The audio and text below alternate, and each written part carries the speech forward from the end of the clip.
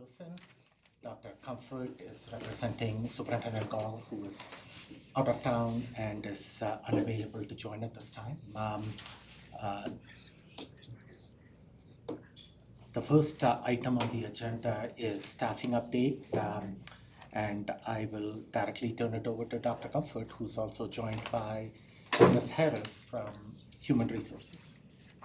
Good afternoon, Board. I am joined by Ms. Jen Harris, our Senior Executive Director of Talent Management, aka HR.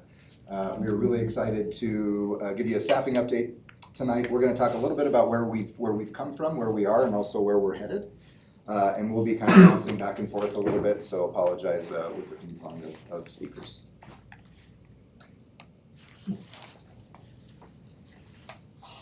Something. Sorry, it just worked. Melissa, you probably need, yeah. Oh, there we go. There you go. All right, good evening, Board. It's so great to be here to talk about our awesome talent management department and things that we have been doing to make sure the district is supported with their staffing. So tonight we will be reviewing what we call our hire first, hire best, hire fast. It's our motto in talent management. We'll be talking about multiple pipelines for recruiting, increasing retention and support, and shortening the timeline from vacancy to hire, and where we are in each one of those categories. I do want to share that we as a talent management team, when I came on board in March, we really took the time to move from what we call traditional HR management to more strategic HR management, and really making sure that we're aligning to the district goals and objectives and the strategic plan. And so you'll see some of that looped through the next couple of slides. All right, so first wanted to give you an update on our multiple pipelines for recruiting. So when we are looking at making sure that we are the first district to hire the best candidates, this actually starts way back before our January, February hiring season begins. So we are actively doing our recruiting beginning now. We have over the past hiring season from March through August, we had over 400 participants in our D11 job fairs. We've hired over 70 people from those job fairs. We increased our J1 visa teachers and now have them 6 teachers in 5 of our schools. Last year we had 0 schools, and so we're pretty excited about that. We have 42 current student teachers, and we are counting, so at the end of this school year we'll have up to 70 or more student teachers. We have multiple teacher and residency candidates at 2 of our schools. We have 80 alternative licensure teachers, and that is an increase. Last year we had around 70, so that is an increase. And we are actively supporting our teacher cadet program, and the teacher cadet program is supported by Annie Friesma. And we're excited. We should see more about what that looks like in 4 years after these students graduate from high school and graduate with their bachelor's, come back to D11. I just want to highlight a little bit. I don't know if any board members were able to join any of our hiring fairs over the last 6 months, but they are vastly transformed experiences, right? As soon as Ms. Harris and her team got involved, they're like parties now. So you come in, there's music blaring, there's food everywhere, there's signs everywhere. They are just a completely different experience. And so not only did we increase the number of people attending, we increased the number of jobs filled. And the feedback we received from principals has been just nothing short of remarkable in terms of the changes. And then to move on, that doesn't seem like a lot of J1 visa programs. We didn't have one before, right? And historically, the language from Human Resources was always, no, we just can't do it. It's costly, it's this, it's that. And so we're establishing and we're growing that program. And so all of these things are about ultimately creating stronger pools for our schools so that they're hiring the best quality candidates. So just for the board. Would you remind us again about what a J1 visa is? Okay. So J1 visa is for applicants who have teaching experience outside of the country, and they're coming to us specific to engage in specific jobs or to get teaching experience in the States. Where we're having a lot of those is, so like dual language immersion program at Rogers, right? Having a native speaker is transformational, and so it's really hard to find native speakers in Spanish who also happen to live in this area, who also happen to want to be a teacher.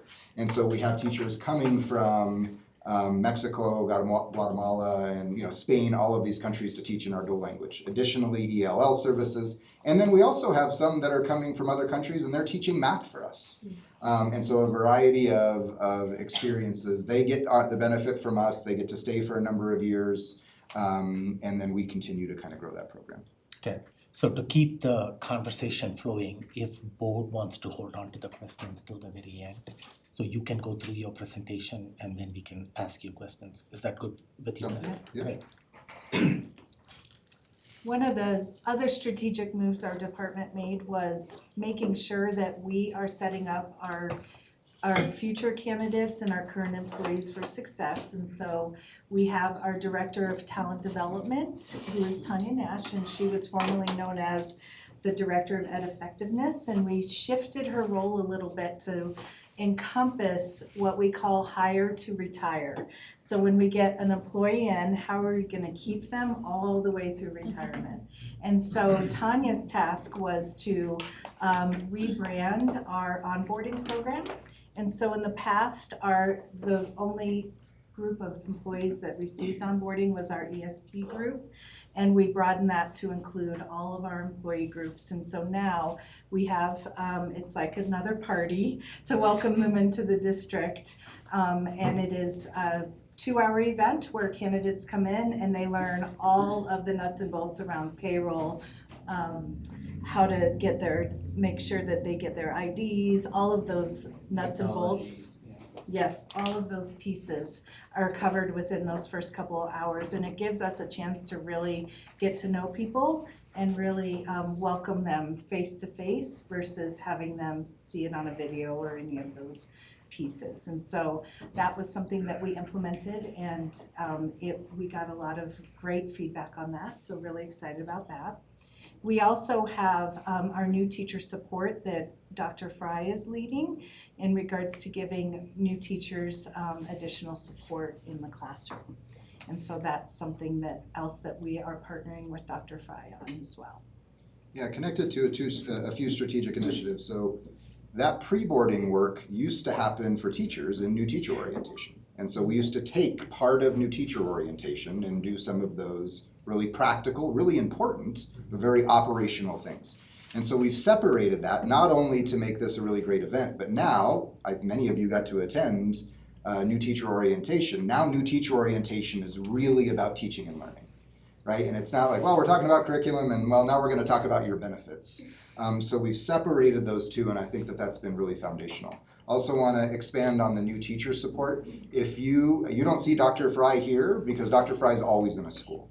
And so one of the things that we talked about in the previous slide was alternative licensures, teachers. The level of support and coaching that they're getting is unmatched to anything we've ever provided before, not only through the redesign and redevelopment of teaching and learning coaches and coaches in our schools, but Dr. Fry personally has been in every single one of those classrooms. I joined her about a week and a half ago at Adams, and when she walks in, she's a rock star there, right? They don't know who I am. They're like, oh, who's this guy? But Dr. Fry, they're like, Carol! And I mean, she's a part of that family. And so that change in resource from central office in like really making them feel like that she's there to support them has been really cool to watch.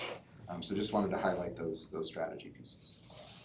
Okay, something with the board's support and in negotiations last year that's new to the district is the Staffing Stability Grant.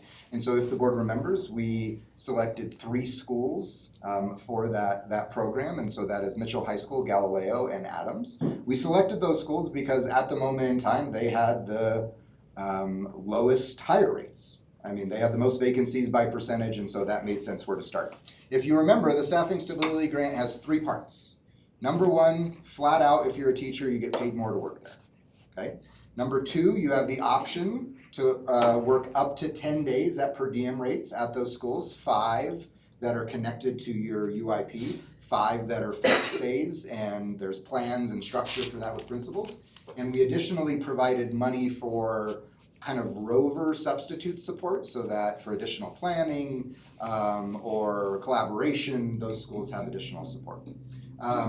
We have seen significant increases, I have the data here just to make sure I didn't get this wrong, in hiring rates at those 3 schools when we look at the start of the school year. Now, I won't say the Staffing Stability Grant is the reason for all of that, but I surely think it helped. If the Adams principal was here at that last job fair after we announced the Staffing Stability Grant, and we were able to put a sign on that table that said, come to Adams, you will earn X number of dollars more and have these opportunities, there was a line there. Now maybe there would have been a line there anyway, but there was a line there. And so that's great. And so here's kind of where we were at the beginning of last year, 23-24, to where we were at the beginning of this year. Adams Elementary at the beginning of last year had 8 openings when they started school at a moderately sized elementary school.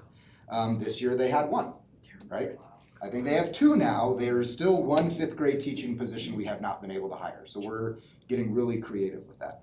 Galileo Middle School had 6 to start last school year. That doesn't sound terrible for a middle school, but remember Galileo is relatively small, and that was mostly their math department. They started without a math department last year. We had to do a lot of long-term subs, a lot of solutions to support that school. They started this year with 0.5 teacher openings. And so they were as close as they've been to being fully staffed. And then Mitchell High School, we talked about this number all of the time last year. They started with 16 openings. This year they started with 4. 4? 4. Okay. Currently at 6. And so again, it's not just about where we were on day 1, right? We are tracking that over time and continuing to provide resource. But what we saw is through intentional design and intervention, we were able to drastically reduce the number of vacancies at those schools. And so that program has been a success. We continue to think about its implementation because it is new this year. And so we're in lots of conversation with those schools in partnership with joint council to design those programs in a way that make the most sense. Okay, retention. This is very similar to the graphic that was shared with the board last year. This came from Dr. Greg X and really comes from CDE. So I mean, this isn't data that we really create on our own. And so we just wanted to kind of share that this first graph is related to teachers, and you'll see that our teacher retention or teacher turnover rate is basically, it's very consistent with where it was last year. And you can kind of see the other districts and where they rank. Our numbers stayed pretty consistent year to year. There was some movement with other districts, but our data remained pretty consistent. Now, I will be honest, something we want to talk about, and we'll talk about it a little bit, is this is turnover outside of our system. We also have to think about retention within the system. We have a lot of movement school to school, and so that is something that kind of compounds on this data a little bit. Here's our ESP data. And so you'll see actually our ESP data went down in terms of turnover rate, even though we moved to second lowest in the region. And then finally, our executive professionals.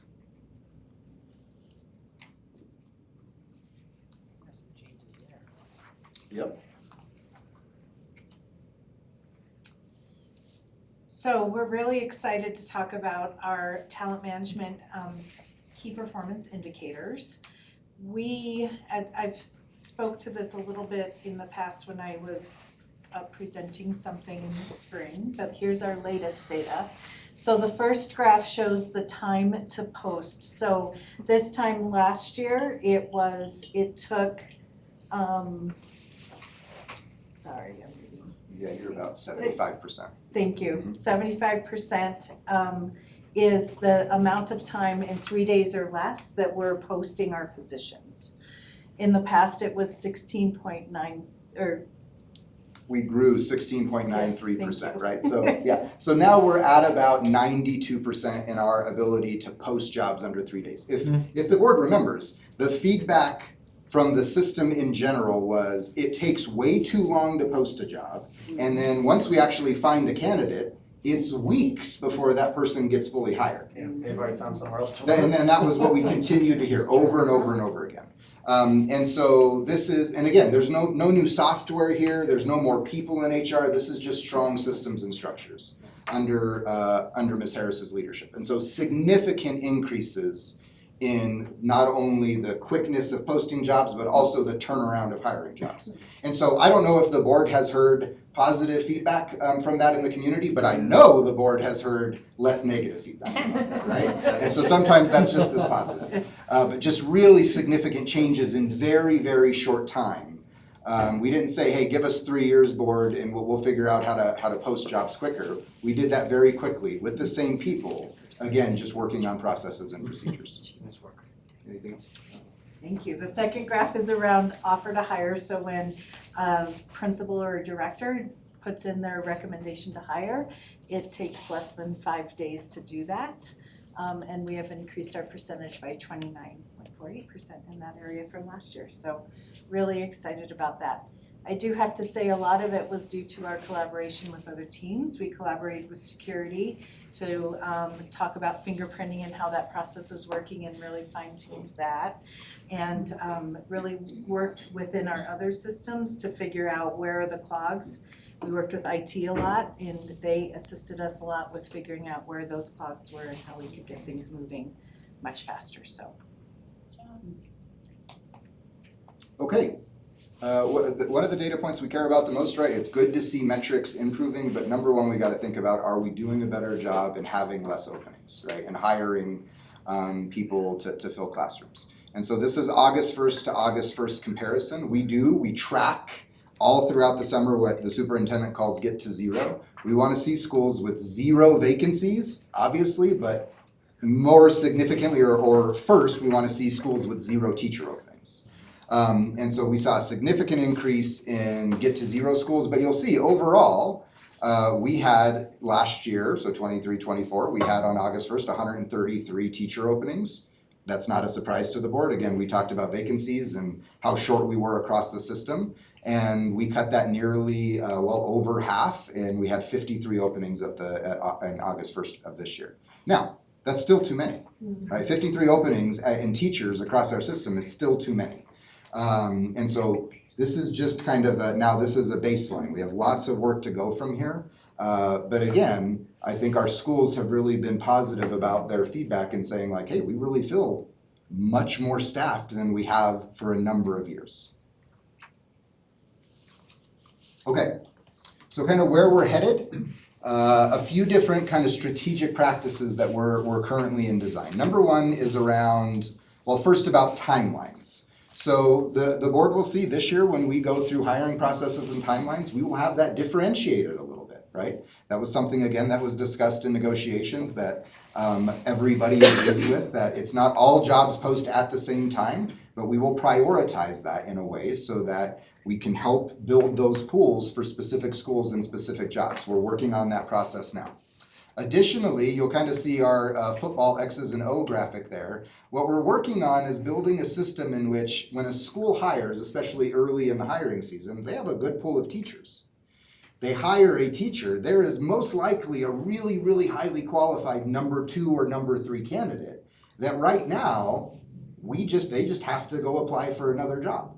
We don't have any process to immediately share them and put them in a pool for another school. And so that's what we're going to be building. The principals will be doing a very quick recommendation review process.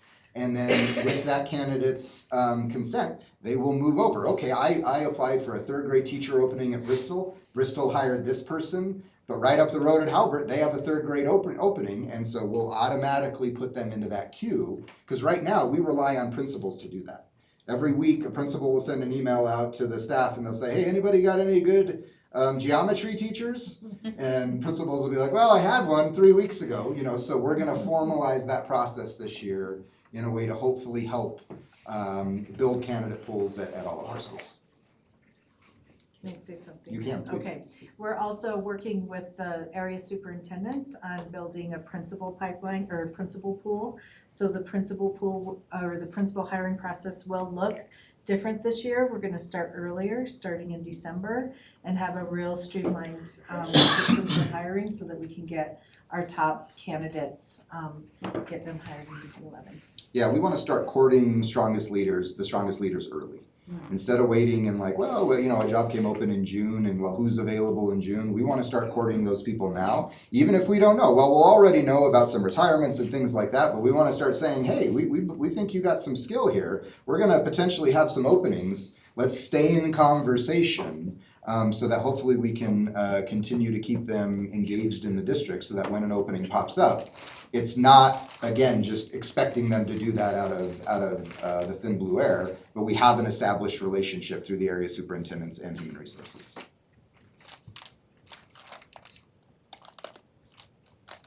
So we're gonna continue to work on expanding our existing pipelines that we talked about a few slides ago. In addition, we're gonna be deepening our partnerships with UCCS and the student teaching partnership we have with UCCS. We're also beginning conversations with UCCS on a potential D11 licensure pathway for our alternative candidates. And so we're gonna start conversations with UCCS on that as well. They're very interested in that piece, so that will help get people connected to D11 a lot earlier. And that is gonna be called Strive. So if you start hearing Strive, that's what UCCS is labeled it, that's the term. And it's really gonna also potentially open up the opportunity for us to provide tuition assistance to people to come in and get their licensure through UCCS. So that'll be some inventive thinking that we'll be doing for our teams. Yeah, we have some established process already, as Jen said, this is about deepening. So as an example, principal license, we've run cohorts with UCCS in the past, and what we're able to offer is people a very reduced tuition cost because we do the teaching. And so UCCS doesn't carry all of the load of salaries for their professors. And so it'll take what would be a $25,000 licensure program, and a candidate has to pay $8,000. And so we're looking to try to expand that, obviously, into the teacher pipeline because we need that. UCCS is very interested, and what we're hoping to do is really build that deep connection with us so that when we're teaching, it's about what D11 needs. It's not the broad instructional stuff that you typically get in a teacher prep program, but we can be teaching about best first instruction because that's the priority in District 11. So really excited about that opportunity. Okay. So again, we're going to continue to work on staffing stability. I know we talked about the staffing stability grant. This phrase is used a little differently. Ms. Harris and her team are working really diligently with principals, building structure on how do we retain staff. Retention is very important, and we know culture and climate is a big part of that. And so that's some significant work that they're doing. And again, as I mentioned earlier, something that we are looking at, data that we're measuring, is internal movement. Well, teachers should always have the ability to apply for any job they want. We want to keep that positive momentum at a school, and so we're really tracking internal movement and what can we do to help principals keep the staff that they have so they don't spend all of this time investing and building relationships and then that person goes to another school. Even if that's a D11 school, and we are very appreciative of that, we want them to try to build that synergy at a school site, so they're doing a lot of strategic work with principals on that now. And that's what we have. Okay, thank you. Thank you for that feedback. A lot of good things happening. So who wants to go first? Dr. Bankus. I want to thank you for sharing the strategic hiring processes. I thought that was already in place. And so to hear that that is going to be a concerted, intentional process really does increase the talent pool so that we don't lose those teachers who may have an opportunity somewhere else. We'll capture them before they get that chance. And I think during the interview process, as informative as it can be, really, and principals working with their peers to build that talent pool really makes a difference for what we want to do. So thank you for making that happen. Thank you. Any other questions? Dr. Carey. Can you explain how alternative licensure programs work? Yeah, so there's a variety of them that are offered, and they all have a little different flavor, but basically it's people with degrees who didn't get teacher certification, and so they enter into programs that basically teach them to be a teacher, and at the same time they're teaching. And so I'm a receiver. I was on a temporary teaching endorsement for 3 years because I had a biochemistry degree. I did not have a teaching license. And so while I was learning how to be a teacher, I was at the same time teaching. And so that was a really great benefit because I got paid like a teacher, not like a student teacher. And so there's some great opportunity. Obviously, what we are seeing is the need to invest in all teachers, but especially new teachers, whether they're coming in an alternative licensure program or even fresh out of a teacher prep program. And so that's the work that Dr. Fry is doing, is about how are we resourcing and protecting all teachers, but specifically new teachers. And we are, as we stated, we're very interested in trying to build a bridge for alternative licensure that gives us more say in the content that they're learning so that when they step into a D11 school, all of that we require of them is not new. Can I state this back to you just to make sure I'm understanding it right? So state statute is such that in public schools, teachers have to have teaching license, true? In most circumstances, yes. I know charters frequently have waivers to that extent or innovation zones, but generally that's true, right? Generally, that is true. We are allowed to hire someone without a teaching license, provided they're put into one of these alternative licensure programs to get them up to speed That's and right. get, okay. That's Good. right. Just checking, thank you. Yep. I'll come to any other questions from you? In the 53 openings that we still have, are there any patterns that you see, places where it's particularly difficult to hire, whether that's specific schools or type of classroom, or do Absolutely, you see any yeah. patterns there? Yes. So we're still, as you could imagine, as schools have different demographics, hiring becomes more challenging, right? As an example, Chipeta had no openings this year. And while we were really great at filling vacancies, the Staffing Stability School still had more vacancies, right? So that's still a reality. But what we tracked even more closely was within the teacher group, classroom teachers, we got down to single digits near the end of the summer of classroom teacher openings. What we continue to struggle with, CLDE teachers, special education teachers, right?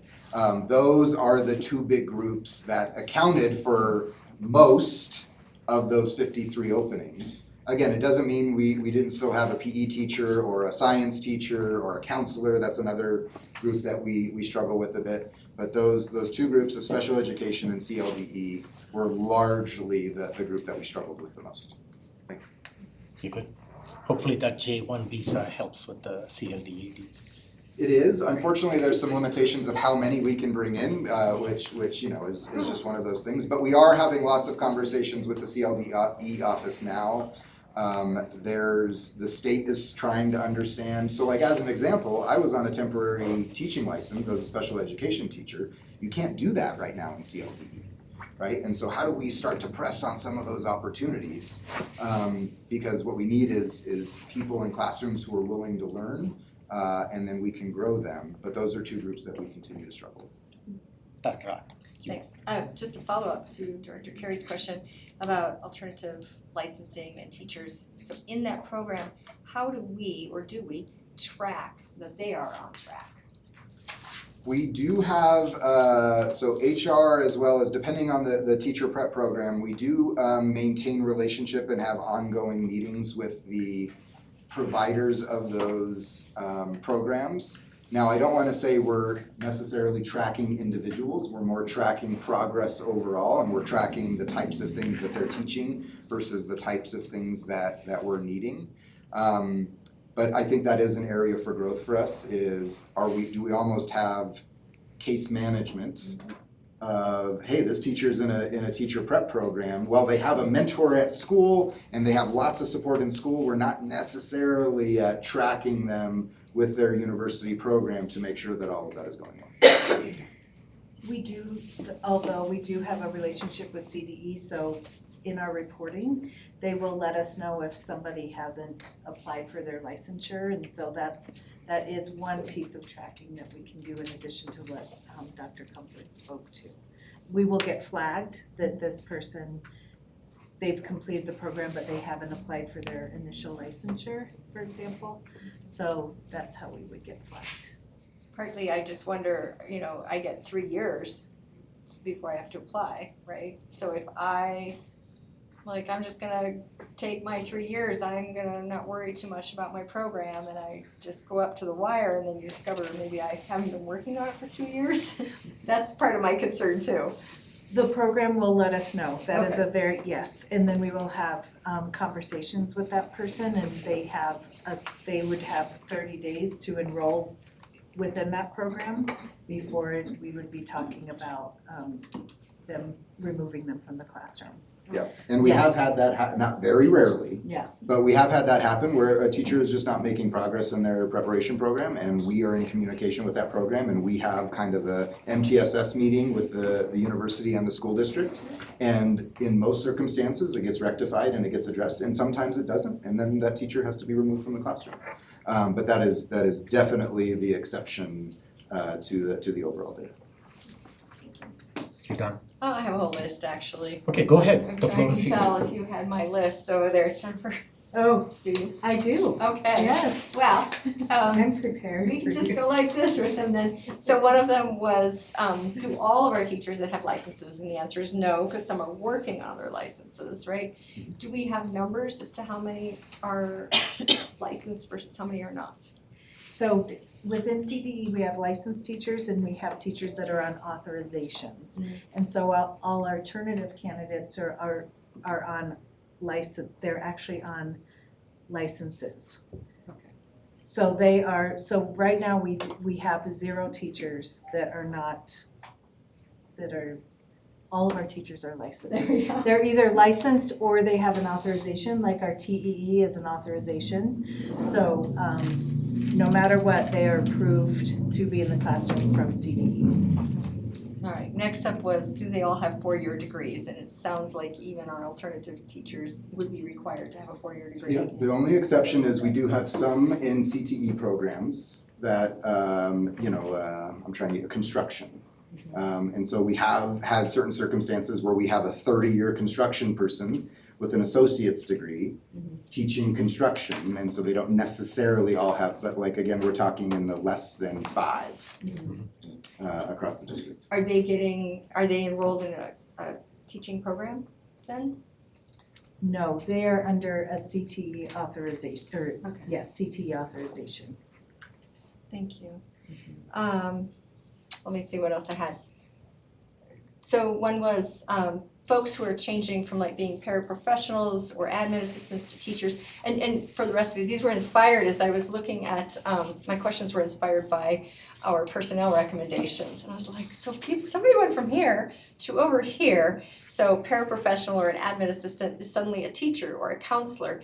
And so I was wondering if they had licenses, especially someone like a paraprofessional to a counselor, for example. Yes, they have to have their license in order to be in those positions. Okay. Yes. I appreciate knowing that, thank you. So teachers also recently had to, it was like, get this training or don't come back. It was kind of the feeling I had as a board member for the science of reading training a year or 2 ago. So they are catching up with that training, I assume, or that is built in as part of the alternative licensure for our younger ones, for teachers of younger students? Yeah, so the science of reading, now I don't know if all colleges and universities would call it that, but the teaching of reading is parts of programs. Okay. Now the CDE authorized, when did we use? Yeah, I don't know what program we use. So the programs may look different. So we still have, obviously, as with any teacher prep program, we have people coming with different skills and different understandings, and so that's our work that's the work of academics, is trying to create common threads against that. But yes, everybody has to come with a level of understanding. So as another example, now there's requirements for a certain number of hours or degrees in second language learning, right? And so everybody who has to do that has to go through that some way. Now some can use their experience, others have to use their prep program, others use different classes, but that basic criteria exists. That's actually maybe a good transition to the next question. Do interventionists have to have teaching degrees? Yes. Good. Again, just people moving around, as you mentioned, they don't necessarily stay in one place. And one more thing on interventionists, they also have to be what we call in-field qualified for either reading or math. So they have to have additional hours within one of those content areas as an interventionist. That's good to know. Yeah. Thank you. And thank you to all the interventionists out there doing that amazing work with our students. So just 2 questions left. One was, what is an elementary specialist? And that sort of popped up and I didn't recognize that it's a term that we've seen previously. So elementary specialists are one of the newer positions that's paid out of our MLO. FTEs, and what it is it's a part-time instructional coach and a part-time interventionist. Okay. So we have a few, not too many schools have that, but for the schools that do, it's almost like a pilot year that we're doing this to see how it works. So it's really good for teachers that might not want to be out of the classroom, but might want to be, for teachers that might want to be out of the classroom but don't want to leave a school setting. Having the opportunity to do some instructional coaching and some interventionist work with students at the same time. Okay. I recognize that there would be a need for that, so I appreciate it. Just one more question. And that was gifted talented. So we know CLDE teachers and special education teachers, they're hard to find. They need their special training. GT usually do as well. Are our gifted talented teachers in those classrooms, are they specialized in their training as well at this point? I don't believe we require them to, or do we require them to So- be endorsed in gifted and talented? So middle school and high school, Sure. yes. Elementary, no. That's from the state. But Emily Andrews does provide a lot of professional development and pushing supports to the GT teachers to make sure that they've got what they need and they're trained up for those It is another environments. hard to fill area for us though. I mean, it's not as significant, but it is hard to fill. We have kind of a list of positions that we've kind of deemed based on time they sit open or number of vacancies by percentage that are hard to fill, and it is one of those for us. Thank you. Thank you. Thank you for that detailed list of questions. All of us are better informed after your list of questions. So, who's next? I just Go ahead. wanted to say, good job. It's amazing when you have excellent leadership in place, how you can see these improvements across the system. So thank you for coming back to D11 and for helping us improve our processes so that we can get people in the schools to support kids. I have one question. Can you explain the teacher in residency? What is that? Yes, the teacher in residency program, you might be able to build off of this a little bit more than I can, but we have student teachers that actually do student teaching throughout the entire year, not just for one semester. And so this provides them the opportunity for more classroom time, and they also can be guest teachers on the days that they're not in their particular classroom. So it offers them the experience of being able to see different classrooms in different schools as well. Is that in partnership with a college, or is that like a standalone program that we have ourselves as a district that then we hope people come find it? Or how do we get people? It's in partnership with the college, yes, yeah. And right now, last year we had 4 and they were all at Rudy Elementary. And we hired 3 of the 4. I remember that. Yeah. I remember them being at the dais, or we were at the dais, and they were at the podium talking about Rudy having so many and that it was so successful for them. Yes, yeah, we were really excited about that. And so this year, we have 2 that are in Penrose and 1 that's in McAuliffe, Which college is it in partnership? UCCS. Is there hope to expand some partnerships with more colleges? Yeah, there definitely is significant interest. I think it's the flow of the relationship that we're working on right now. It comes from UCCS to us. Hey, we have some people who would be interested in being in a teacher in residency program in your district. And so every year we're kind of held to what they can provide us, and they're divvying out teachers all across the region, right? We're going to be a heavy year for D49. Well, this will be a heavy year for D11. And so instead, if we can build our own internal pool, they're willing to partner with us. But then it's kind of us growing our own, because as Jen said, it is remarkably successful at the placement of those, because think about that. You train in a school, you love the school has an opening. I mean, that's just that's a perfect situation. And so we want to be able to expand that, but we think we need to build the interest internally to then go to the university and say, hey, we got 15 people who want to do this. Can you help us with that, instead of waiting on them to place with us? I know it's a matter of bandwidth, so you guys are doing great. That was all I had. Okay, thank you. Any other questions from board members? Okay, I had one. If you can turn it back to that KPI slide that you guys had. Yeah, that's the one. Yeah, in my time, the 2 or 3 years, especially after pandemic, when talking to building leaders, principals, this was where most of the feedback came, that it took a long time to post and a long time to offer to hire. So these metrics moving in 1 year from where it was in 2023 to where it is now, that is really, really exciting. And thank you for the work that your department is doing in making sure that it's being posted. And hopefully our principals also see the benefits of it in quicker hires in our schools.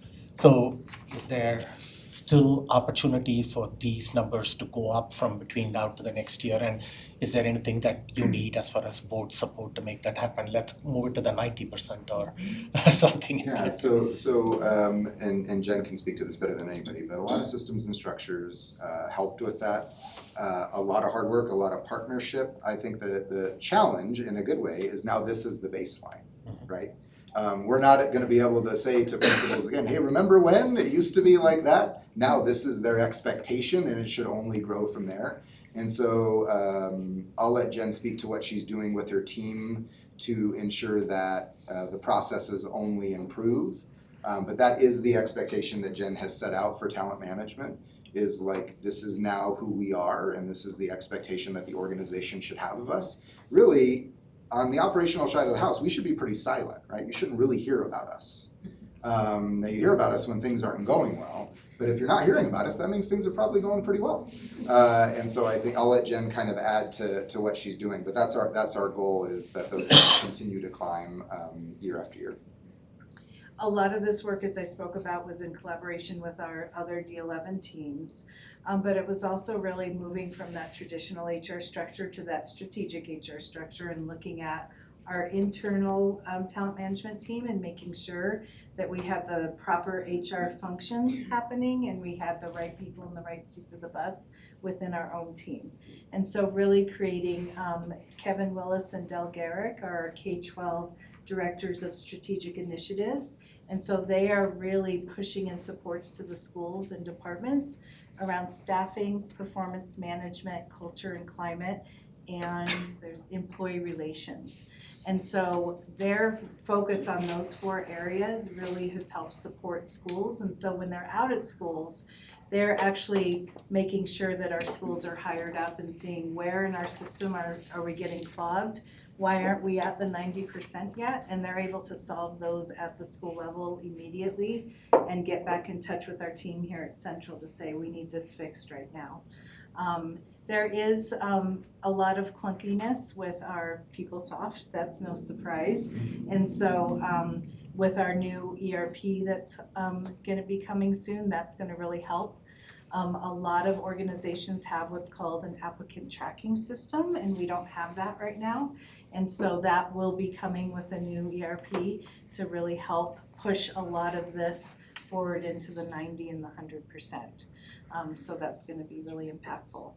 I am also a person that does not take no for an answer. I like to push the system and figure out how we can get to a yes, and so that's really been helpful in having such an impactful supervisor to help me in those areas has been helpful in getting things moving in the right direction. Thank you. And one other feedback that I have heard, at least in the past, I haven't heard much of late, is the application process itself when applicants are applying, that our system is much more challenging. The way the applicants have to go through, you got to jump through a lot of hurdles, and sometimes the applicants just get frustrated and give up in the middle of the process. Is that improved? Yes, significantly. So what I did was worked with our pre-boarders on really looking at where are we in our system and how many steps does an applicant have to go through. And we pared that down significantly, which really helped the applicants move through a lot faster. We also put in standards and expectations in place with our own team around if you're not hearing back from a candidate after you've made an offer, you need to do A, B, and C to make sure that we're connecting with the candidate. And so that's been really impactful in getting people moved through as well. Our pre-boarders are also available by phone and by email because we've streamlined their workflows and made sure they've got identified schools that they work with, identified departments. And so they're a lot more communicative with our candidates, and so that has helped. Candidates have a person they can talk to. Yeah, Thank- just real quick, just to add, I'm sorry, President Malpacum. The interface is still the same, right? The interface is still not great, it's still pretty antiquated. Obviously, that will get replaced when that comes. But there was 21 touch points that an employee had to go through and the HR system had to go through from submitting an application to hire. And so the very first step that Jen and her team led was taking that down to 10. 10 is still too many, it's still too many, but like that in itself is why there's that significant jump. And that was really just about organizationally moving from one person does this one thing across the entire system to one person is really in a relationship with a candidate throughout their entire process. So now they're having this back and forth. So it's like, hey, I get it. Our interface is terrible. Stay with us. It's going to be okay. You got 2 more steps and then we're going to be good. And so that transition has helped significantly. Thank you. Any final thoughts or questions from the board at this time? Seeing none, thank you so much. Thank you for all the good work that you guys are doing. Keep us informed about your hiring parties that you guys are having. So one of these days, we will stop by at one of your hiring parties. Yeah, our schedules allow. Thank you. Thank you.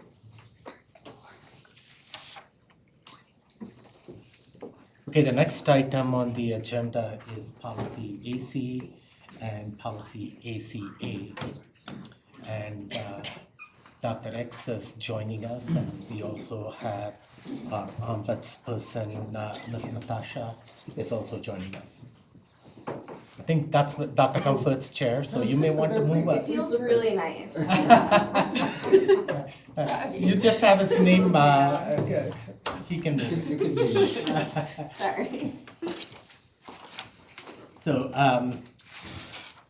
I will quickly turn it over to you, Dr. Comfort, and then you can turn it over to Dr. X. Just to provide some context, there were some changes to state statutes that required the board to consider policy revisions and also new policies, which is policy ACA.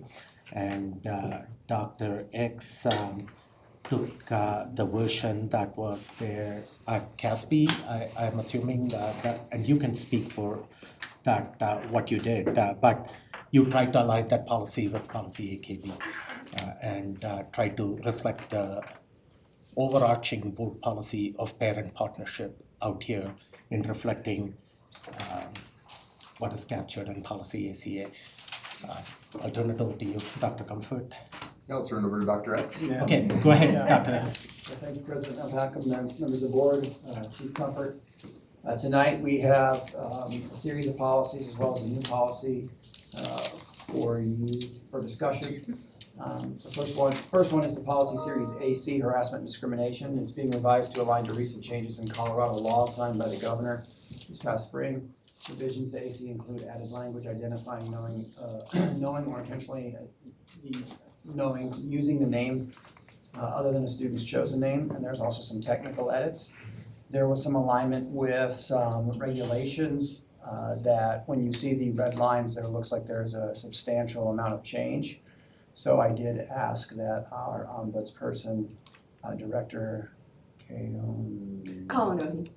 Natasha's good. Kaonohi. I always said I would get this right, so I'm gonna do this. Better get the name right, Dr. Kaonohi, X. he's here tonight She can answer the revisions in AC, and then we'll move on to policy ACA.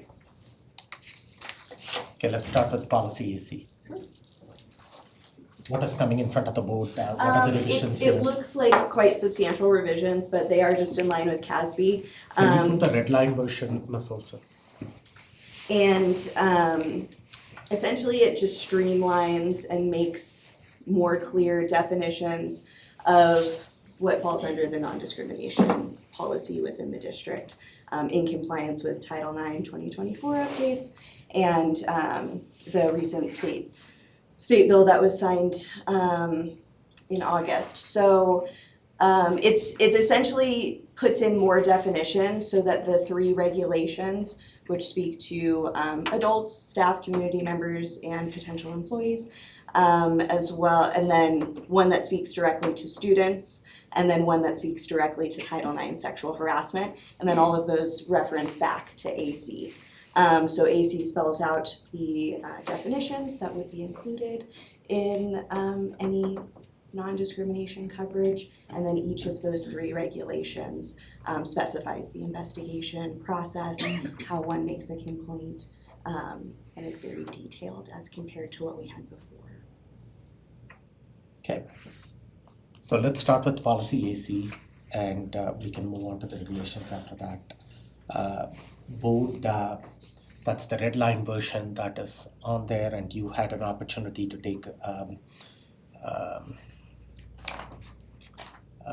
take a look at this that is in front of you. Any thoughts or feedback or questions? And what I'm hearing from you, this is to comply with the current state statutes. And it's mostly formatting change. Substantively, it hasn't changed significantly, and it's just more direct and clear, easier to understand, I would say. Okay. Thank you. Dr. Rock. Thanks. I think there has someone expressed concern to me that there was great change because there's just so much red. Yes, there is. And my take on it was that you might have just gone through and deleted sections and then put the new language or just slightly. Precisely. Instead of going through and saying, yeah, this matches up 98%, I felt like it was just easier to get rid of it. And frankly, this language is, much more clear and direct than our previous language was. I think it answers a lot of questions in and of itself that the previous policy left open. Yes, I know I had some, so I appreciate that. Just so the board is aware, I did send a copy of Dr. X and sent to Dr. Comfort and Mr. Gall, some suggested, and it's just, there are typos and the word district appeared like randomly out of nowhere repeatedly in a couple spots. So they are not substantive either, what I was suggesting. And so I will note a couple of things as we go through these that I have in there that were more for my notification. One of them was in AC, we talked about bullying and bullying a student on student behavior. My note was, can adults bully? It says speak directly to student behavior, and I think, and I read that too and thought the same, and I think that adults, staff members, and whether it's community members or parents, that would fall more under hostile work environment for staff and employees, and then if it were to be a community member or a parent, if it is based on a protected class, then that's a claim in and of itself, and if it's not, then I'm not really sure what we would do. Probably some sort of alternative dispute resolution. I can't hear you. Oh, so sorry. I don't know what we would do. I don't think it would fall under this policy if it's not a protected class and there's bullying or personal disagreements between community members or parents. I would suggest some sort of alternative dispute resolution perhaps, but I think unless it's based on protected class, it would fall outside of this. My other thinking was maybe we just go straight to harassment then as the concern. Right. That's Okay. And that was the only one I had for AC. Did you have, Dr. Jorgensen? So a couple questions, and then it'll lead to maybe some of the new definitions. I'll try to be sensitive on this as it can be a touchy subject. When we look at page 3 of the red line, if you wanna scroll down on that. Right there, discrimination there. So when I read this, discrimination occurs when a student or community member is denied or limited in the ability to participate in a benefit of the district services. So would this apply to sports and restrooms and locker rooms? Yes. Okay. So with that answer, I would ask then what that means as for our schools in allowing biological males into female restrooms, locker rooms, sports. We've seen in the news this year, if discrimination is the concern here, how are we protecting our biological athletes and students from this with the updated Title IX definitions? Okay, you speaking directly to facility usage? Speaking directly to our definition as it states here, discrimination. So if I'm a biological male and I'm concerned about a non-biological male coming into our locker room for sports practice, am I being discriminated against for not having the access to benefit and district services? Currently, no. And currently what the practice would be is whatever the student identifies with gender-wise is the facility that they're able to use. If a biological male, for example, was uncomfortable with someone identified as being a male using the same facilities, bathroom, locker room, what have you, then we would offer them the unisex facilities, because assuming that student that identifies as a male hasn't done anything untoward or outside of policy, then there isn't anything that we can really do in the opposite direction. Excuse me, you would offer to whom? The person that feels uncomfortable. Same with staff members as well. So And do all what of our if the facility, I'm sorry, Sorry. do all of our facilities have a unisex yes, area? So what if it's, in your example, the roles are reversed, we have a locker room of biological females, there's one male, all that is identifying as a female, all the uncomfortable biological females then are gonna have to wait in line for the one unisex restroom because they're the ones that are uncomfortable? technically yes, but that is a bridge we haven't had to cross yet. So I would ask us to not have to cross that bridge with the current lawsuits going on with Title IX, that we would maybe hold off on adding the Title IX definition of protected classes to this policy while that's sorted out, because of the way that it defines that issue. So that would be my ask of the board, would be to hold off on updating this, a couple of these definitions until that case is adjudicated through federal law. So when you go back to the page 2, right up there. So that protected class definition. Protected class up there, the definition of the protected class. This reflects what is there in Title IX at this time. That's Yeah, and state law as well. okay.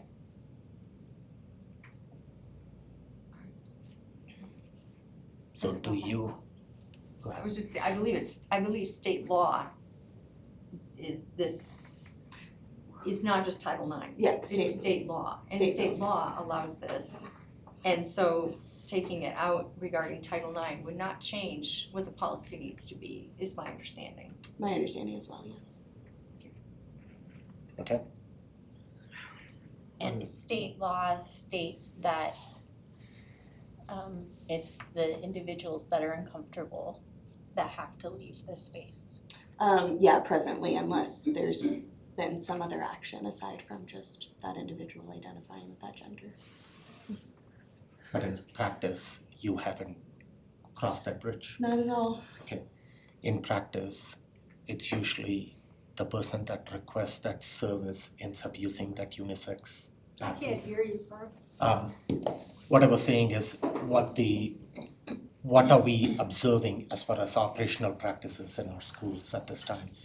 This is not something that you are experiencing in our schools at this time. And if a biological male makes that request to use biological female restroom, hopefully I get that right, how are we addressing that? Are we asking that biological male student to first provide that opportunity for them to use that unisex bathroom? As opposed to asking all the biological females to go and use the unisex? To my knowledge, the practice is whatever the student or staff member in some cases, whatever gender they identify with, that is the facilities that they use. There isn't any sort of request or notification process. And if and when something comes up, which it hasn't yet, that's when it would be addressed. When someone feels uncomfortable, whether it's just in principle and practice of usage, or if something actually occurs and there's an incident. But yes, that would be, if something actually occurred and there was an incident, that would probably fall under the third regulation here. But if it's simply just feeling uncomfortable on the basis of that person being a biological male or female, as the case may be, then they would have the offer to use separate facilities. Yeah, so I think because it hasn't surfaced, that means that our schools are, with consultation of other people, solving these problems. Otherwise, if they were not solving these problems on either side of that, we would be hearing about that. And it maybe is very minimally even a consideration. So we're not tracking data on that because it's not something that we are actively having to address. I mean, I technically am tracking data on it, and nothing's happened yet.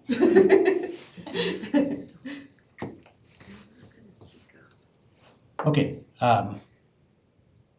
any further discussion on the subject matter? I would just maybe ask that we run it by legal counsel with having the federal case still being underway and having, as we know, schools in D11 mentioned in that case.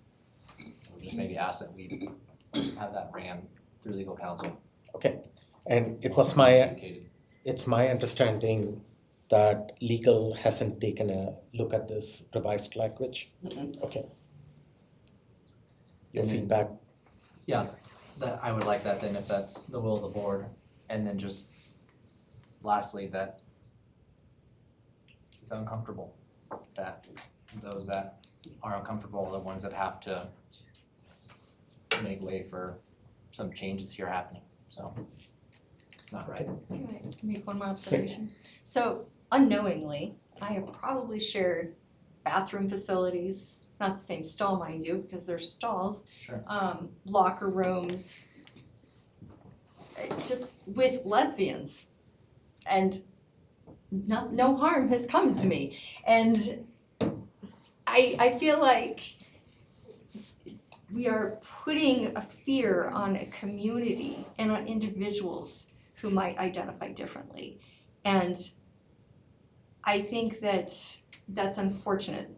And I appreciate that we essentially have an innocent until proven guilty aspect to this. The person who is most endangered walking into a locker room is probably the trans person, the transgender person, if they identify that way.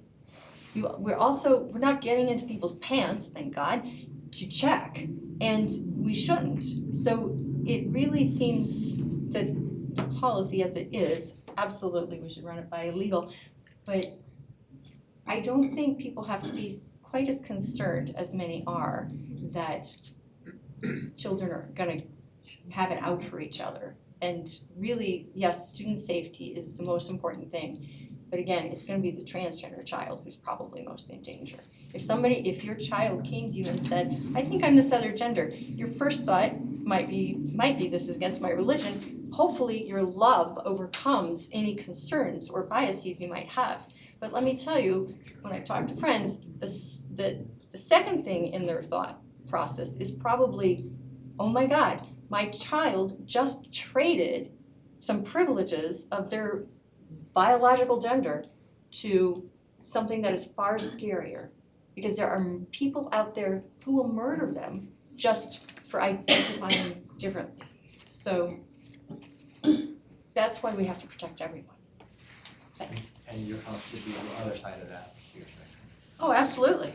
But we don't hear about what we call cisgender or straight gender children. We don't hear them being murdered very often by their transgender peers. We hear, and we don't go, when we hear about, school shootings or murders, if it's heterosexual children, does that make it normal? No, murder is abnormal, no matter what. Assault should be abnormal, but you've probably heard, many of us, would you rather go into the woods with a bear or a man? As a woman, my social media trends is probably differently than yours, but I will tell you that it's pretty much, we're taking our chances with the bear, okay? So transgender children, they just wanna be safe, just like your child wants to be safe. Transgender children's parents want their kids to be safe and not discriminated against, just like you want that for your child. So I understand that some people have this fear, but there's no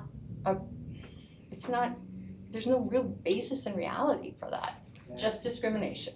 There are rare cases, but there are bases. So going to the sports then, we are having transgender athletes compete against biological females then under this policy. My understanding is. Is that required by state law as well? Yes, yeah. To add to the conversation, just having gone to a public swimming pool the other day, it's not only transgender children who go into, obviously I'm in a female dressing room. So it's not only transgender children who are going into locker rooms who may feel sensitive about undressing in front of other people. It's also cisgender, regular, whatever you want to call. And so, as I recall the locker room from last Sunday, there were half a dozen shower stalls, and 5 out of the 6 were being used by girls who wanted to change clothes because they don't feel comfortable. And these are young kids. These are, I think that maybe when I happened to take notice was 10 and the oldest was maybe 13 or 14. So where I'm going with this, and I want to take a huge step back from murder, where I'm going with this is kids going to school, kids going to the pool or wherever they're going and feeling comfortable or safe within their changing room. It is a sensitive case for whichever side of this conversation you want to take. And when we are guided by state law, it makes it difficult for all of us, I think, no matter where you stand on this, because I think we all want to be fair to everyone. We want to be able to find the happy medium. And as you alluded to, one unisex changing room doesn't satisfy 12 kids who want to go in and change in private, whether or not there's a transgender person in there or not, just because they're at that age when they don't feel comfortable disrobing in front of other people. We're stuck with state law, and I don't know where that takes us. Okay. Any further thoughts or go ahead. Just a couple. So, well, really, I guess just one. I just think it's gonna be, I'm trying to have us protect our young ladies having 3 daughters of my own. It's gonna be okay until they're exposed to genitalia that's not their own, and then their innocence is robbed, and their privileges are compromised. And that's my concern. It's not about just recognizing and being respectful and kind to what people are going through. That is absolutely available, and I support that. I am concerned that when they are derobing in front of everybody, and my daughter sees a male's biological parts up that she has not seen because I've parented her in a way that she's protected from that now her innocence is lost, her privileges are gone, and we have to bequest to the privileges of state law that protect the class now. So that is my concern. And like you mentioned, I as a board member can't do anything about the state laws that are made that are far beyond radical from what I would agree as a board member. And that's the juxtaposition that I deal with sitting on this board. We're held to the law. That's horrible at times. In my personal opinion, I should say. all of us are fully aware of some of those challenges that we are facing on a day-to-day basis. As a school community and the guiding leadership of this district, our policy is to welcome all students, and we are an inviting learning environment for all students and all staff. At the same time, we want to be accommodating and respectful of each individual student's privacy and what they bring to the table as well. And sometimes the difficulty that we find ourselves in is the state and federal laws that essentially dictate anything that we can do at the local level. Director Jurgensen, to your request, we will run this through legal and get their interpretation of it, and bring it back to the board at that point in time.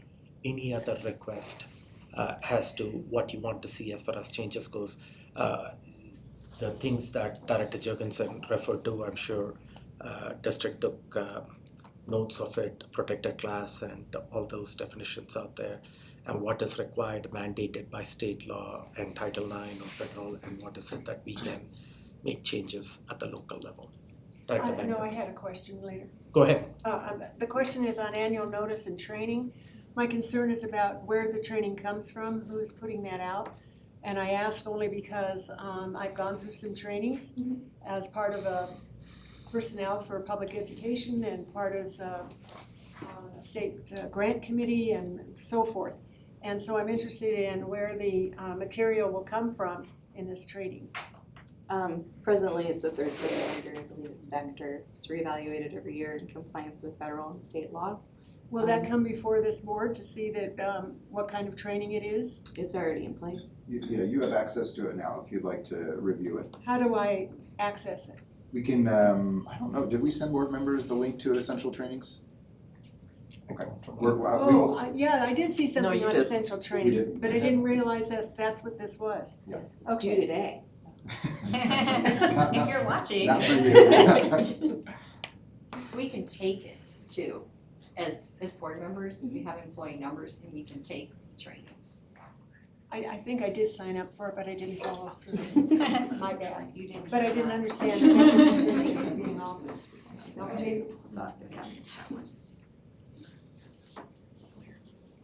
Okay.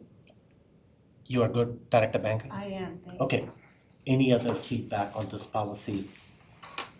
And if this is going to legal counsel for review, I would suggest that we do the same thing with the regulations that follow it at this point in time, and then it can come back to the board.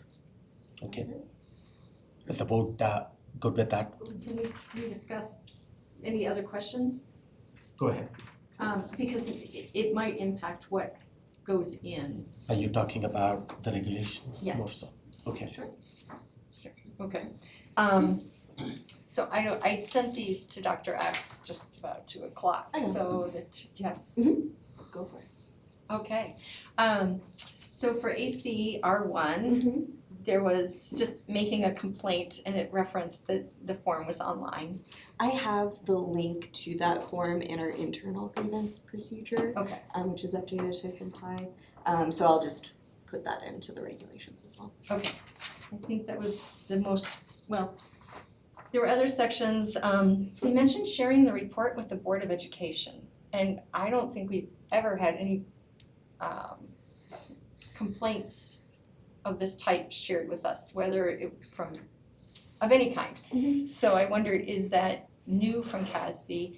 And if it is, then it seemed inconsistent because it's mentioned in Regulation 1, and then it wasn't mentioned as thoroughly. There's the informal process, it's mentioned, Mm-hmm. report goes to the board. Formal process, it's not mentioned. Appeal process, it wasn't mentioned, that might be R2.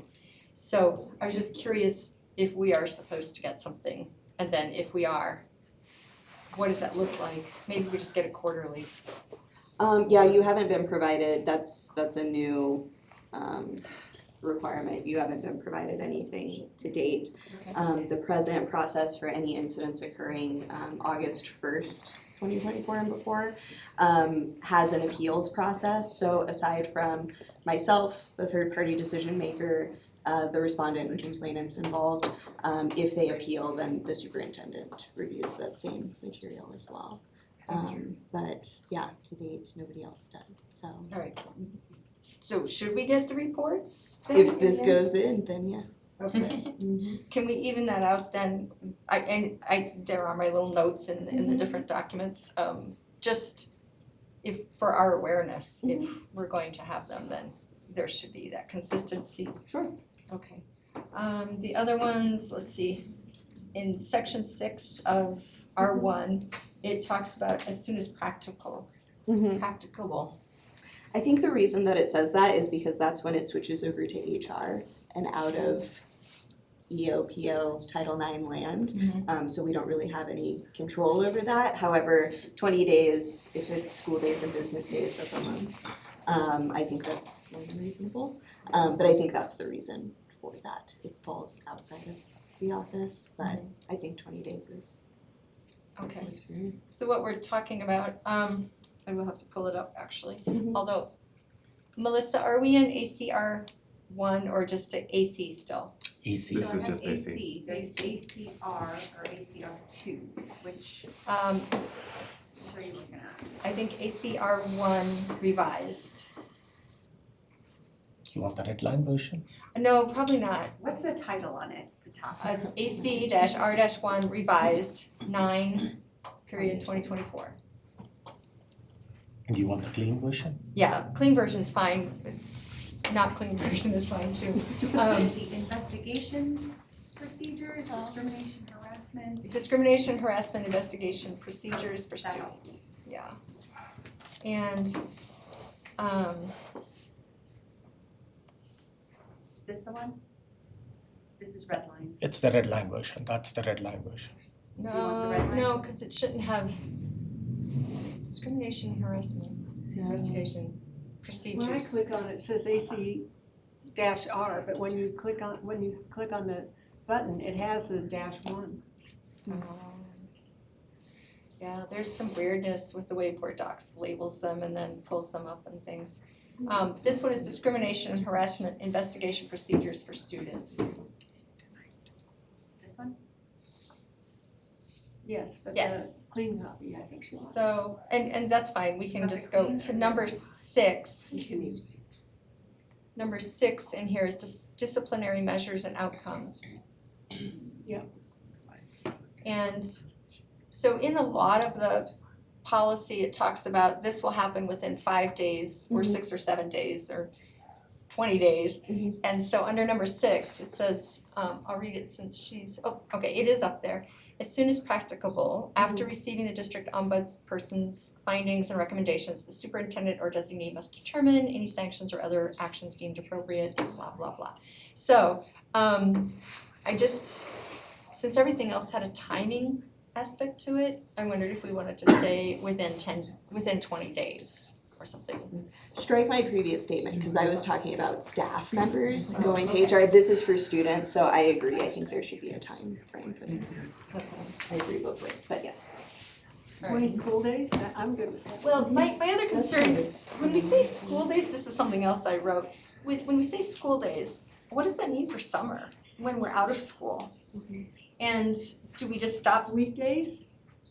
I don't want to weekdays? include weekends. I want to make sure that we're clear that we don't want people to Right. get on the weekends. Yes, So and business weekdays? days is kind of weird too, because we do come to a full staff over holidays and My interpretation is if someone is engaging in this process, then you're adhering to the timelines held within. So even if you're a teacher and you say, well, my school year just ended, so I'll see you in a couple of months. Right. You've agreed to engage in this process, so I think that timeline supersedes unless you are backing out due to time constraints. That being said, my office has always been very flexible when it comes to witnesses, complainants, respondents, and availability. I have had last summer several investigations going on, and people are out of the state, out of the country, unavailable, but there's flexibility built into the regulations for those factors as well. But I agree, I think that by entering into this process, you're agreeing to adhere to the deadlines within. So go ahead. Wait a minute, now that you've thrown that in, now I'm gonna back up and say, to leave it as it is, because if you're working during the summer, or this process is in place during the summer and people are out of town and witnesses are not available, then it's not practical to say 20 days. Then it is practical to say whenever we can get a hold of these folks. And I guess in that case, if the investigation and determination, say the incident happened May 21st and it happens over the summer, then the 20-day time period we couldn't institute any sanctions or other actions until the student would be back in school. So I guess perhaps that's Instead of trying to figure this conversation out, that you heard the feedback from the board and you can take those changes into consideration.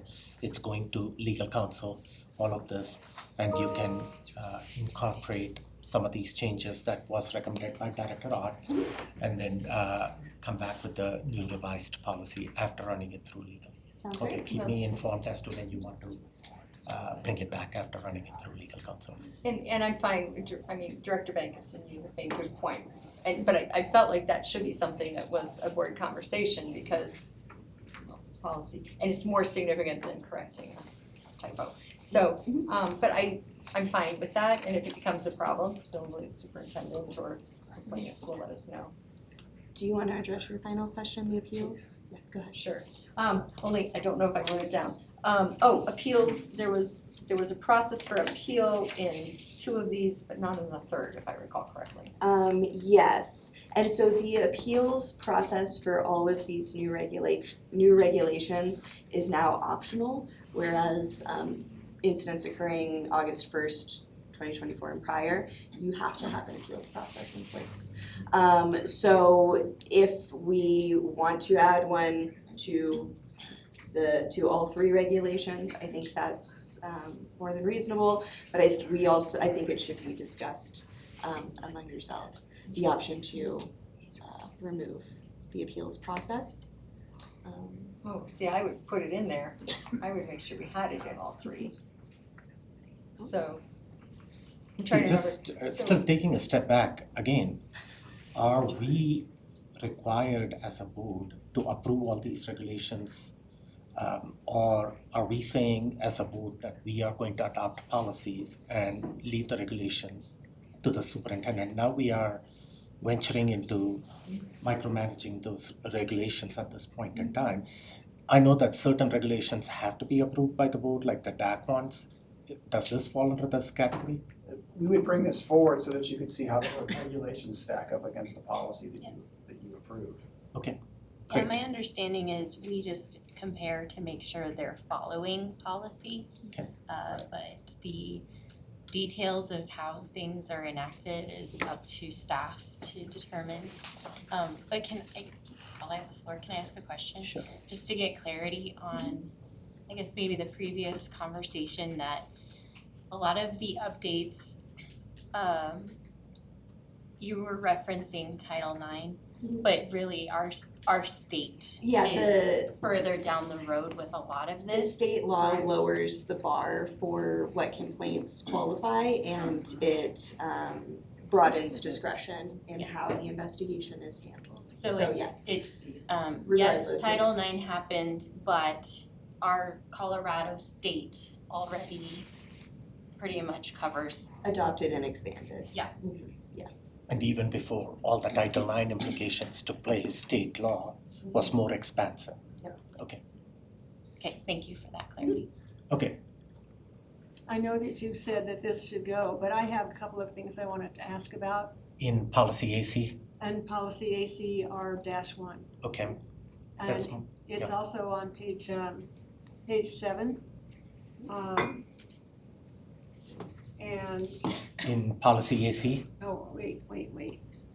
I thought it was 7 and 14. Oh, no, it's on the next one, I'm sorry. It's on disciplinary measures and outcomes. Sorry. Oh, should I go? You want to do that? Yeah. Oh, okay. So it says the report, my concern is that there's a difference here between what happens between students when there's an issue and what happens when it's an employee. The reporting part or complainant will not be disciplined for any of the following acts if they are connected to the reported incidents.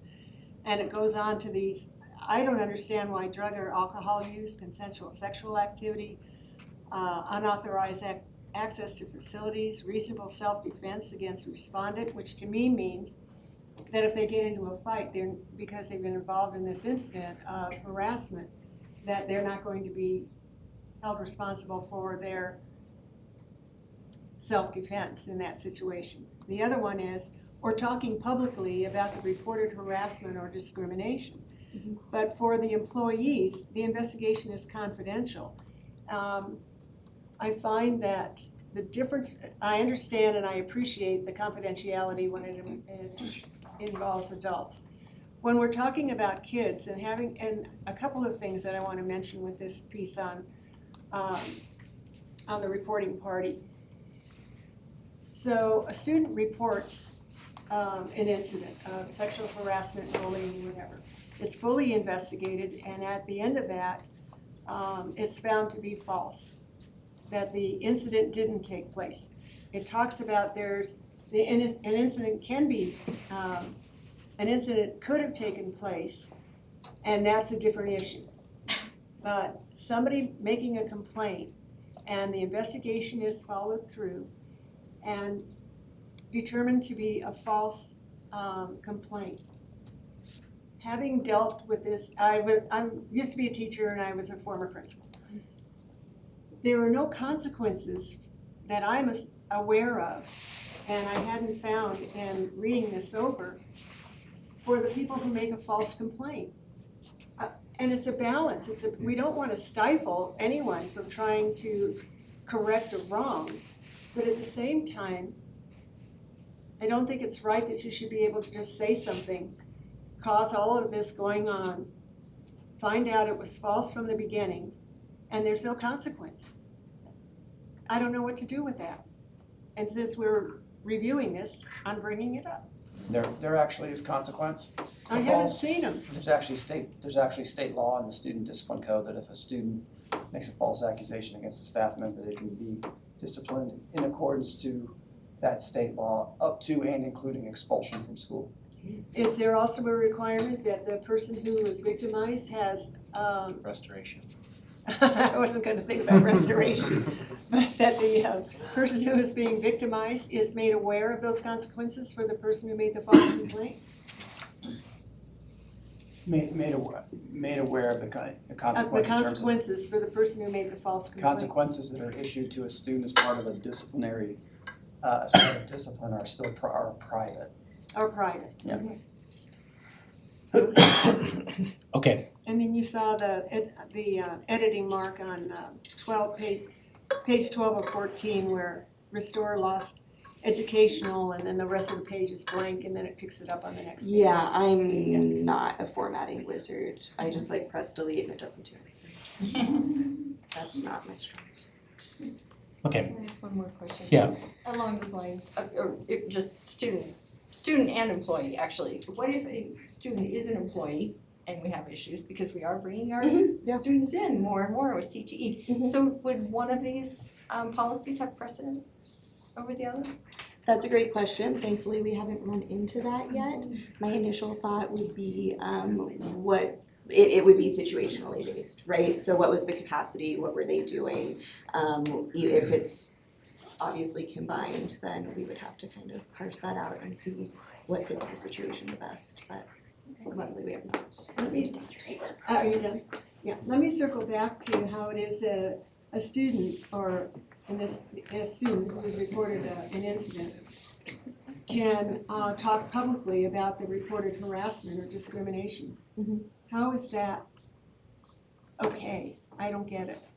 I mean, you can't stop people from speaking about their experiences. So I guess if and when something was determined to have been false, then that's when you could take action. Otherwise, I mean, even in the context of adults and staff member situations, whether it's sexual harassment or otherwise protected class discrimination, we ask that they don't speak about their experiences until things are said and done, because that can sway the investigation. You're at an increased risk for potentially being accused of retaliation, right? You're telling people these things to what end? But even then we ask, but we can't stop you.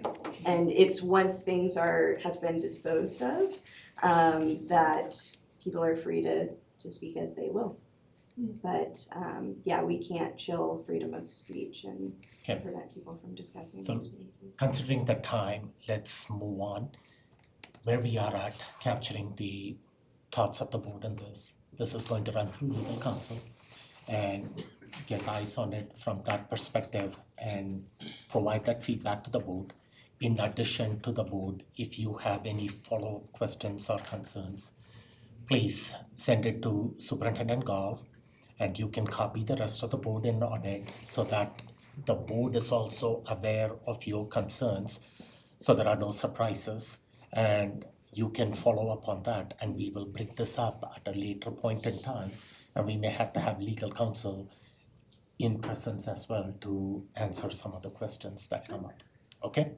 Okay, thank you. Thanks for coming. There is another policy out here, policy ACA, and I'm going to ask Dr. X to talk about that, what we have.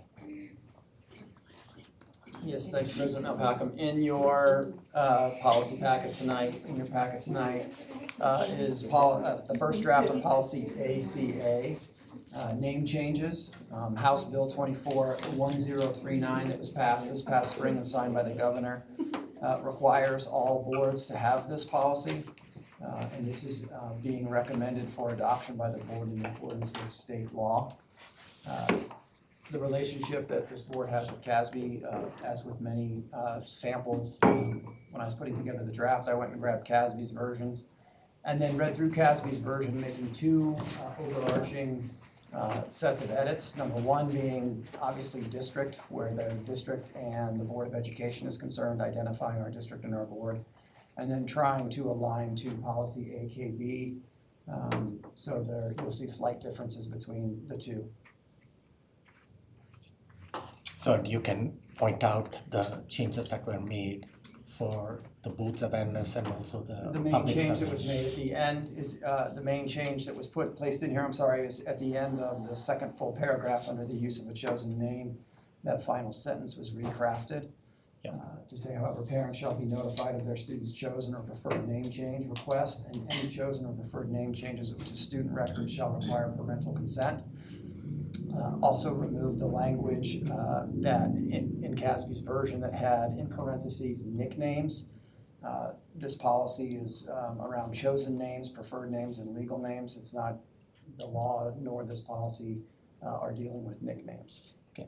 So thank you for that feedback, and just for the community's awareness, prior to this work session, the board did meet an executive session and listen to legal counsel provide feedback and advice on this policy and what is currently required by state law and other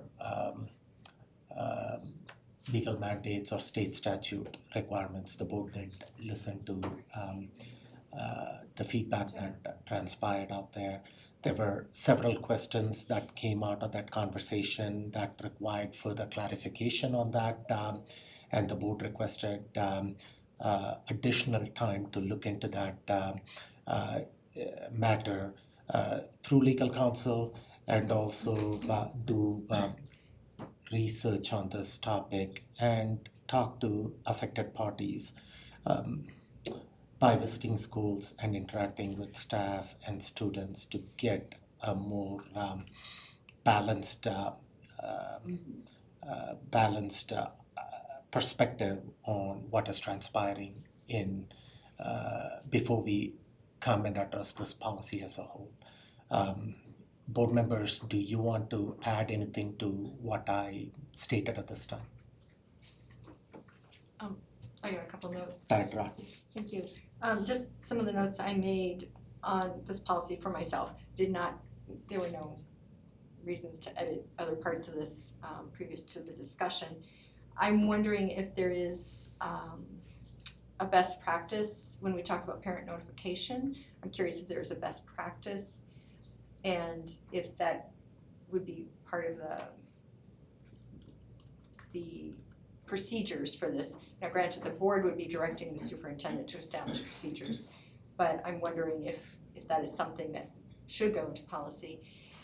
It does mention under name changes on official student records. In that section, it says we must follow the process outlined in board policy, but it doesn't say which one. So it's obviously not in here. It's So cross-referenced at the bottom. I understand, but sometimes we do refer to policies within other policies. And AC is an example of that and all of its regulations. So I just wondered if we might do that. When we talk about the fact that we had a policy committee, now we don't, we were going to consult people who would be impacted by policies. So I'd be curious to at least know if we have consulted with counselors or psychologists for that process of students talking to parents. And also if in that process they are informed that a parent will be notified, if they can withdraw the request. And I don't know how it would fall and look within AKB if that would still involve us going to tell the parent. So I think that's something that we would need to discuss. Or again, what is best practices? So those were some of my questions. Okay, those are things that the board can also consider what Director Art brought into the conversation today as you are, and I'll come to you, as you are doing your individual research. Are these best practices that we will direct the superintendent to figure out the next step in the process? Do you want to add specific language and policy? Director Banks? I would piggyback on what Dr. Raj has said, and that is to expand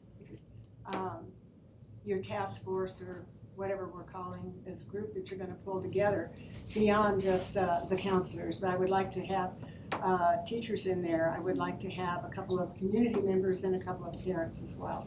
I would like to have a broader conversation because this affects our whole community.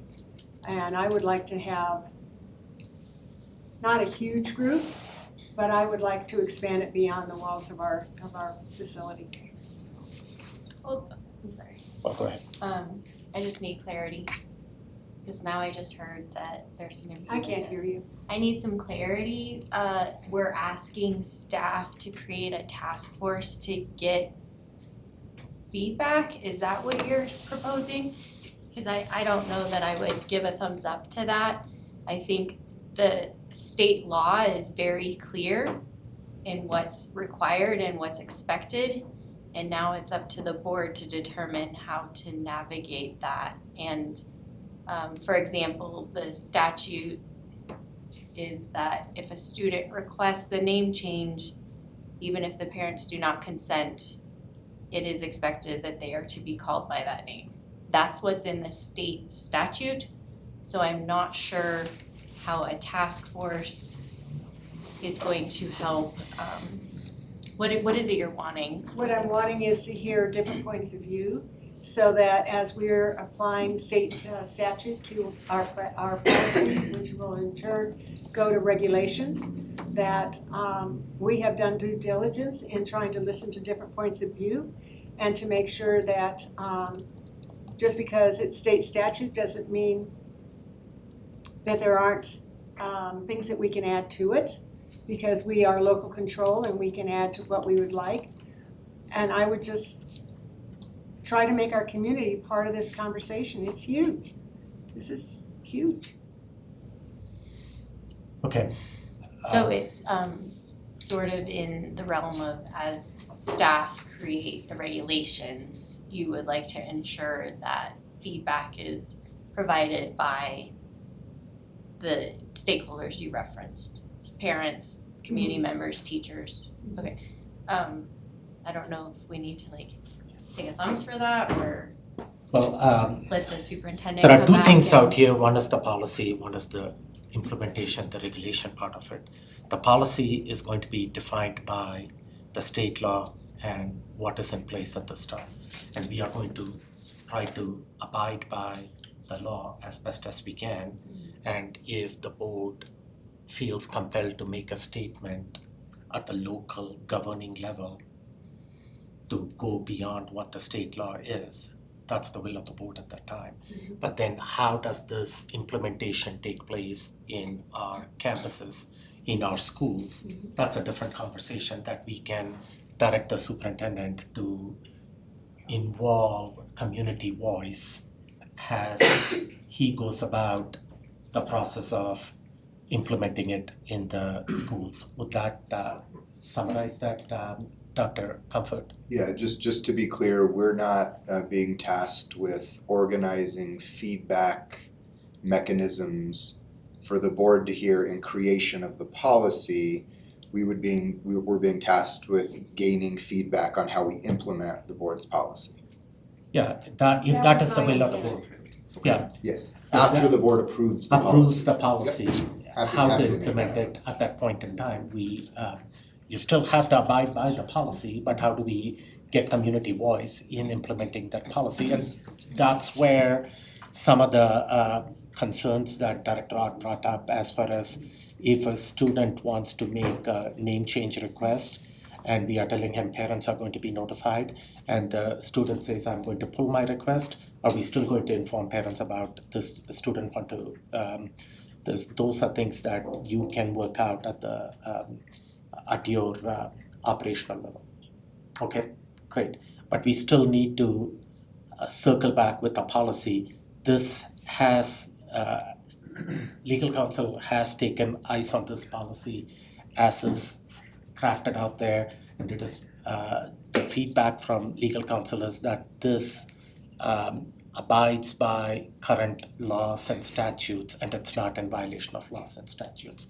But at the same time, the board had several follow-up questions which legal is going to take a look at, and at the same time give an opportunity for the board members to do their individual research, listen to their constituents, and also listen to our staff and students as they go about visiting schools. And my understanding is, and this was talked about as well, that there is no time deadline attached with adopting a policy. It is required that we adopt a policy in a timely manner, and we will try to do it as best as we can after the board does its due diligence in talking to our constituents and people that are essentially going to be impacted by this. Good enough, Director Jorgensen? Just to add, I would ask that we would minimize or try to eliminate the forgery on the consent side for students if they're filling out forms with the parent piece. And then maybe language around how often the name could be changed in a school year. Yeah. So. All those we got feedback on. Dr. Nelson. I just want to say thank you to Dr. X for adding the language about parents being notified and recognizing that we had adopted policy AKB and trying to incorporate some of that into this. When I first reviewed the document, I did not realize. I just thought it was CASB's version. So I appreciate that you took into account what the board has already done regarding policy work. And just for the community, we are wrestling with recognizing there are many beliefs in our district, and how do we ensure parents are informed about what's going on with their children, and also how do we honor the varying beliefs of students and staff and families. And this is a very controversial topic, and I think I would just ask the fellow board members and community to be respectful and not throw out accusations of, discrimination or those sorts of things that we all have our own beliefs, and so we live in a wonderful country that allows for that, and so we wanna honor each other and treat each other with respect, and so that would be my ask as we take time to do the research and figure out how to navigate this very controversial topic that is distracting from the reason that we're here, which is to educate children. And so that's what I personally find frustrating, that we're talking about this instead of how to improve reading scores. Any other final thoughts? Dr. Thanks. So when we stepped away from a policy committee, my understanding was when policy was developed, we would try to be inclusive of those who would be impacted. And to Director Banks's comments, that's teachers and parents and administrators and probably students who might want to change their name or who have experienced this. They might have some great insight for us. And that's partly my request to run it by counselors and maybe a child psychologist or something. But my understanding when we voted on policy BDF was that we were going to have that conversation up front in policy development, that when we had these brought to us, that would be part of the conversation in development, not maybe in addition to regulations. But it seems like we have already fallen down on the job for that conversation. You want to respond? Yeah. Okay. So your concern is that we're not getting that input? Email us. Like we've already gotten emails on this topic. And so I would argue that we are going to get better and more direct feedback than the previous policy committee. I disagree. I don't think it'll be as nuanced. I mean, we're not, And thoughtful. we've already established that we've stepped away from the policy committee. I know. So I hear your concern. I encourage the community to let us know. I mean, we're not gonna create the policy committee again. And we were also elected, like I know the people voted for us to represent their values, and so it's our job. We wanna hear feedback and input because we might have gaps. And we'll get that through email or public comment. So, vocal minority, off we go. I mean, that's the possibility. That's very concerning, that we wouldn't even run a policy that could impact our students and families, that we might not ask on purpose a counselor or a teacher. They just have to have heard about it. We talked about how they were gonna have so much more visibility, but if they're not watching very closely, they're not going to even know we're having this conversation. So I'm fine. So you're ready you're to bringing run. up the conversation about policy committee again. I think I expressed my concern. Okay. We had some sentiments expressed out here. And what I can summarize is that when policies are proposed, and Dr. X, you can talk about the policy revision process or how that works. Right now, the board has the authority to, the way policy BDF is written, is that the board has authority to direct the superintendent to, if necessary, assemble an ad hoc policy committee to look at some of the implications of that policy and get that feedback to the board as necessary. Am I got a correct interpretation of it? Point of order, BDF is advisory committees, you are all talking about policy BG. Awesome, BG, Thank you. alphabet soup. Well, I think with the new BG, the policy will be formulated by the board. And then how that new policy goes into effect, that's when the superintendent would go out and gather the necessary parties, the necessary committees, however he would gather that feedback to come together on how that would actually be implemented. Because in the end, the actual policy itself rests entirely with the board.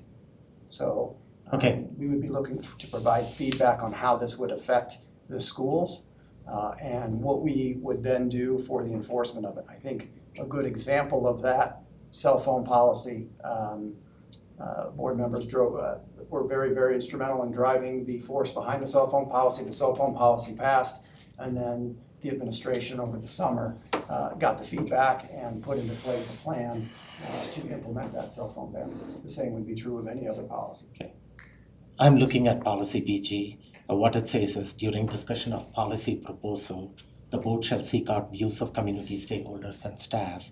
The board shall take action only after hearing recommendations of the superintendent and viewpoints of the community and staff. And to Director Nelson's point, that feedback is occurring through emails and public comments during board meetings at this time. And I don't see language there about a ad hoc policy committee itself for the discussion of a policy proposal. And with ACA, there is some, because it is out front, there is recommendation, although it's not in the law. And this was discussed in the last meeting, as well as in emails on timeframes for policies to come forward and get attention from CASB recommendation. That's why ACA came forward in the manner that it did, because CASB was making a recommendation that school districts create that policy, and because we had some emails saying that AC and ACA need to be addressed pretty quickly by the board. Okay. So you heard concerns expressed by Director Art. You also heard the response from Director Nelson and what is there in policy BG. Any other thoughts or comments from the board at this point in time? Did I hear you say that there was no need to call an ad hoc committee? Well, I'm looking at policy BG, and as policy BG is written right now, it does ask that when policy proposals are being made, that the board is going to seek out views of community stakeholders and staff. The board shall take action only after hearing recommendations and the viewpoints of community and staff. Okay, half it clearly defined in policy BG, how we are going about. When you look at policy revision and review, the process shall include opportunities for staff, parents, community involvement. In addition, any changes to policy. And then just- stop right there. So my interpretation of that goes back to more or less what Director Ott had said, is that the difference between public comment and emails that we receive are people expressing their opinions, which we listen to. For those of you who have written us emails, we do read them, and they do add to our decision making. I also think the value in having an ad hoc committee is that it's focused, it's brought together with people who, when you put together an ad hoc committee, you're bringing together members of different portions of the population that make up District 11. So counselors, maybe a psychologist, parents, teachers in the classroom, students who are impacted, those who would like to have a name change put into policy, those who say, I don't think this is a good idea. I think you need to have a balance.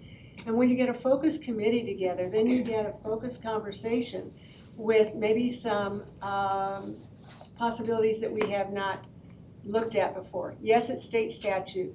What is it that the the response that we would get from the emails and the public comments and the summary from an ad hoc committee would make this an even better policy. That's where I'm going with this. I hear you. The board had a discussion about this a while back, about the policy process at the committees and how do we ensure community stakeholder input is going to be heard during this process. It seems like we are backtracking and going back to what we discussed earlier, and And we are, because it's not done yet. It's Yes. a conversation that's gonna continue until it settles into something that we can identify and as a board come to agree with.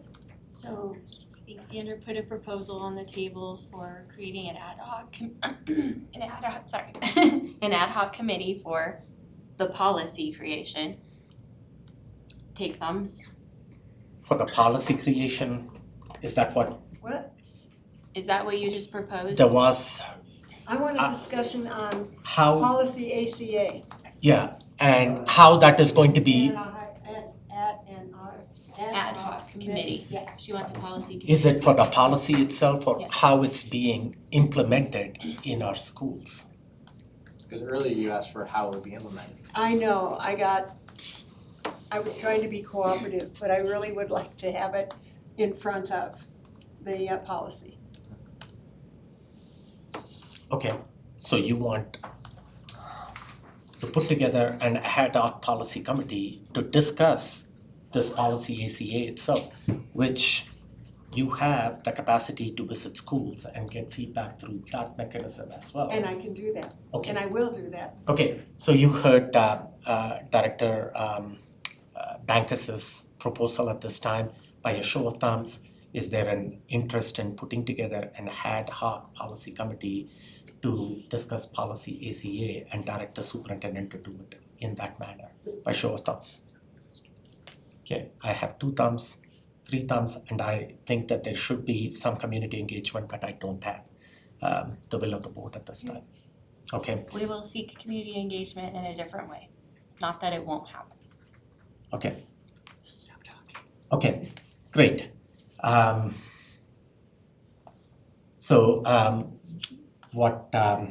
just trying to gather my thoughts together. This has been a long night. What we heard is that where we are going to leave this conversation is the board requires some time to engage with their constituents, hear feedback from community on it, and right now,